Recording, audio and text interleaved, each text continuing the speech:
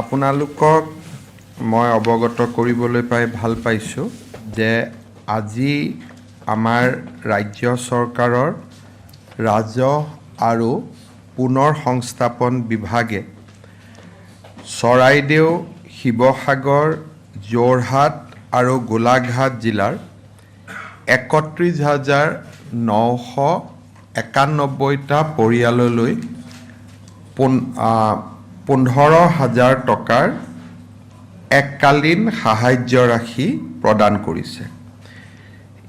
ইয়াৰ পূৰ্বেও ৰাজ্যৰ ৰাজহ আৰু পুনৰ সংস্থাপন বিভাগে শিৱসাগৰ, চৰাইদেউ, যোৰহাট আৰু গোলাঘাট জিলাৰ 64,891টা পৰিয়াললৈ এই ৰাজ সাহায্য বা এই 15,০০০ টকাৰ এককালীন যিটো সাহায্য তাক আগবঢ়াইছিল।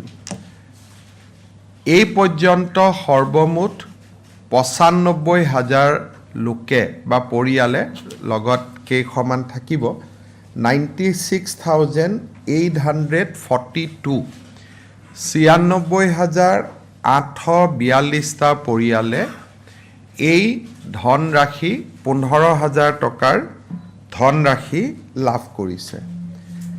ৰাজ্য চৰকাৰে এই এককালীন সাহায্যৰ বাবদ এই পৰ্যন্ত 146.26 কোটি টকা ব্যয় কৰিছে।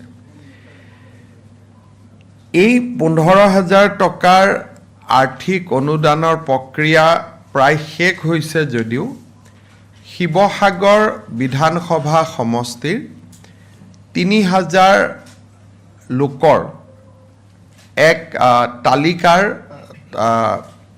অনুসন্ধান চলি আছে। হয়তো তৃতীয় পৰ্যায়তো আমি আৰু 3,০০০-4,০০০ পৰিয়ালক এই আৰ্থিক সাহায্য আগবঢ়াব লাগিব। সেয়েহ'লে আমি 15,০০০ টকাকৈ আৰ্থিক সহায় আগবঢ়োৱা পৰিয়ালৰ সংখ্যা প্ৰায় 1 লাখলৈ বৃদ্ধি হ'ব।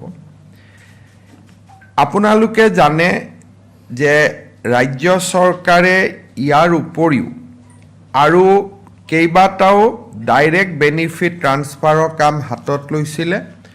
কাৰণ আজিৰ মুহূৰ্তত শিৱসাগৰ, চৰাইদেউ, যোৰহাট, গোলাঘাটৰ বানাক্ৰান্ত পৰিয়ালক আটাইতকৈ যদি প্ৰয়োজন আছে সেই প্ৰয়োজন আছে নগদ ধনৰ।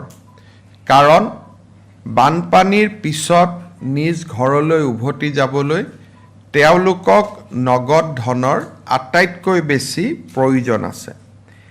সেইবাবে আমি এই 15,০০০ টকাৰ আগতে 2,500 টকা অৰুণোদয় পৰিয়ালসমূহলৈকেও আগবঢ়াইছিলোঁ আৰু বৰ্তমান ক্ষতিগ্ৰস্ত পৰিয়ালক সম্পূৰ্ণ সহায় কৰাৰ বাবে ৰেপিড ডেমেজ এছেছমেণ্টৰ কামো আমাৰ এই 4খন জিলাত পূৰ্ণ গতিত চলি আছে।